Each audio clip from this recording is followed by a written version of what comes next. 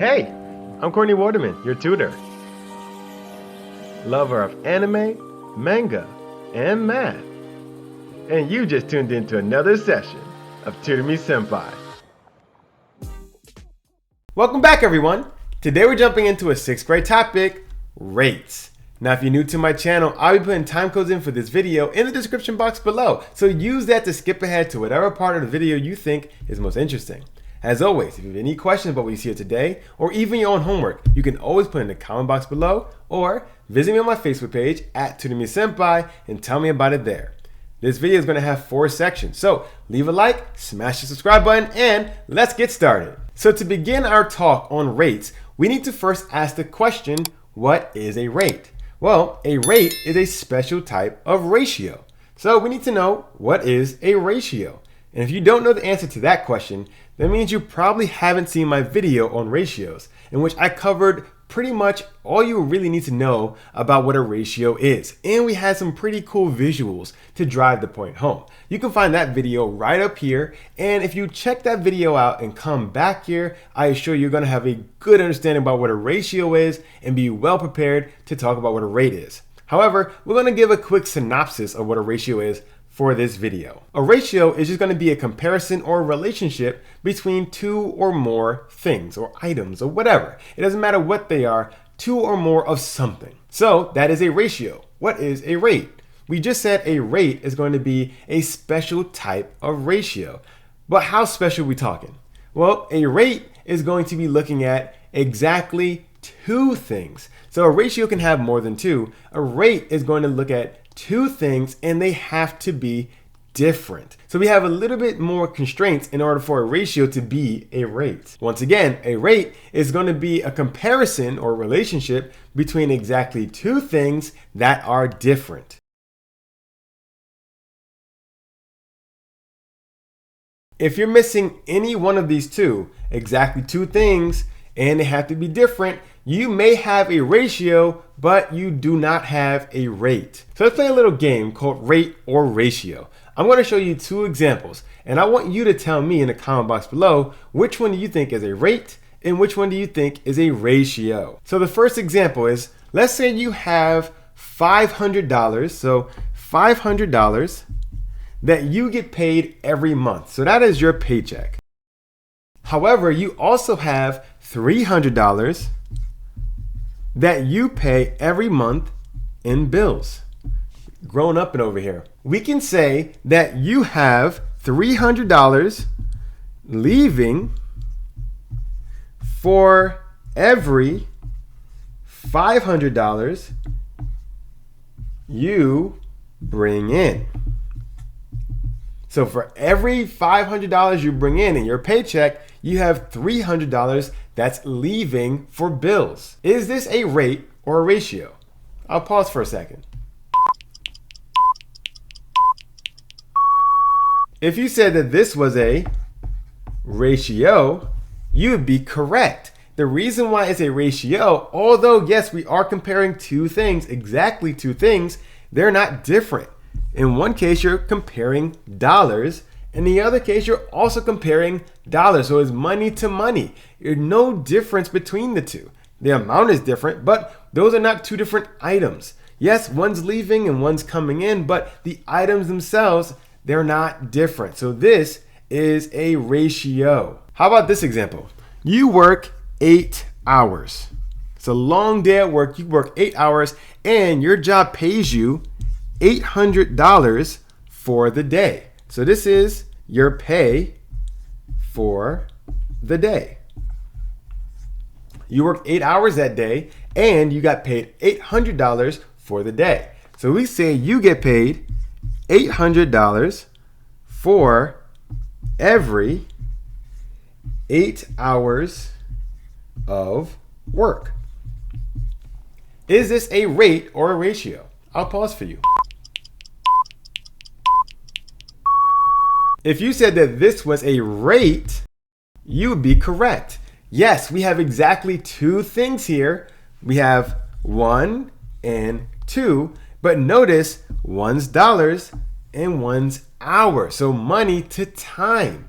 These are two different items, which qualifies this ratio to be a rate. So yes, although I'm saying it's a rate, we know that rates are ratios, so technically it's both. So if you said ratio, you wouldn't be wrong. However, we want to figure out if it's exactly a rate or not. So this is the true correct answer because it has two things, exactly two things, and they are both different. Now, rates are very, very important in everyday life because they pretty much tell you how one thing changes in relationship to something else. And you'll notice that time is something that we tend to focus on more often when we're talking about rates, how something is changing in relationship to some amount of time. Let's say you live in the United States and you're driving a car. You're probably going to be familiar with something called 55 miles per hour.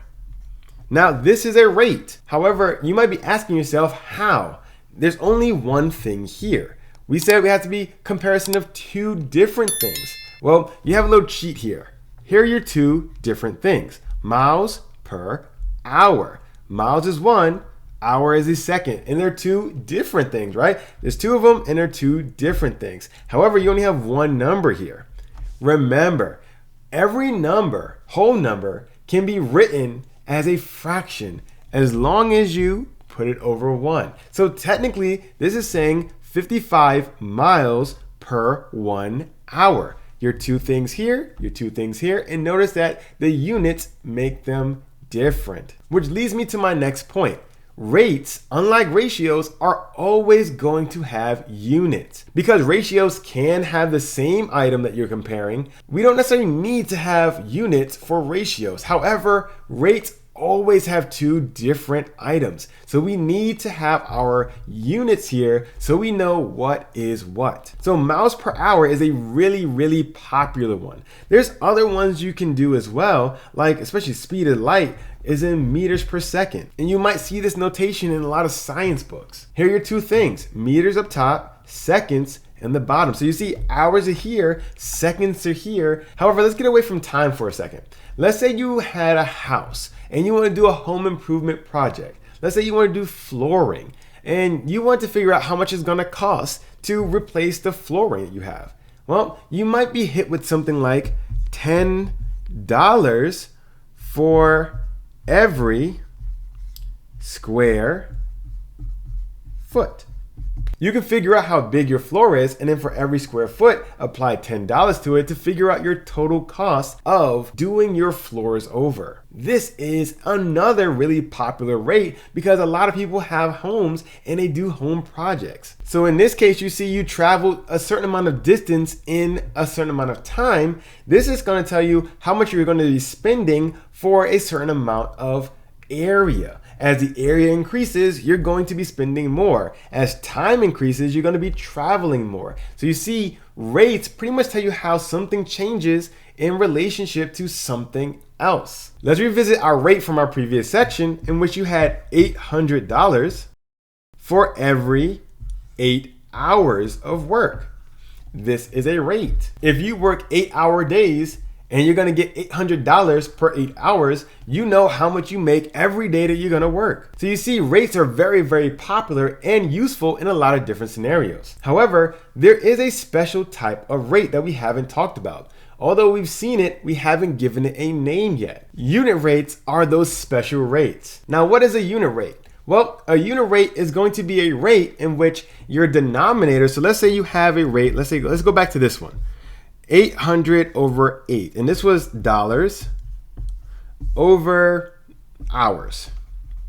Your unit rate is going to be focusing on your denominator, and this is going to have to be 1. You still have to be comparing two different things. However, whenever you have a unit rate, your denominator is always 1, so it always looks like a single number with two, let's say, dollars per hours, 2 units to the side. So it's one single number with 2 units to the side because you don't have to write that 1 under it. This, if you look at it, it's not a unit rate because the denominator is not 1. But let's say instead of writing it like this, you can write it as $800 for every day you work. Now, that day can be 8 hours or 9 hours or 5 hours. If they're just paying you for the day and it's going to be a flat rate of $800, this is a rate in which your denominator is 1. Therefore, this is going to be your unit rate. As long as you have a 1 in your denominator for your rate, it is considered a unit rate. Going back to miles per hour, whenever you had that 55 miles per hour written like that, this is 55 over 1. You see your denominator is 1 miles per hour. This is a unit rate. So recapping, rates are special ratios. Unit rates are going to be special rates. And you can convert a rate into a unit rate, but I'm going to cover that in another video. For right now, I just wanted to introduce what a unit rate was so you know the difference between a regular rate and a unit rate. Just remember, your unit rates will most likely be written in a form like this: one single number with your 2 different units to the side. So I hope you have followed today's examples, and I hope you ever see that your rates are just going to be special ratios. And if you take it a step further, your unit rates are going to be special rates. If you have any question about what you saw today or even your own homework, you can always put them in the comment box below or visit me on my Facebook page at Tutor Me Sempai and tell me all about it there. If you haven't done so already, remember to leave that like. It really helps the channel by letting YouTube know that you found this video helpful. And if you found it helpful, so can someone else. So leave that like, hit the notification bell, smash the subscribe button, and share this video with a friend. Well, that's all the time I have for today. I'm really hoping this helped with your homework, and I'm looking forward to seeing you again next week. I'm Courtney, and this has been another session of Tutor Me Senpai.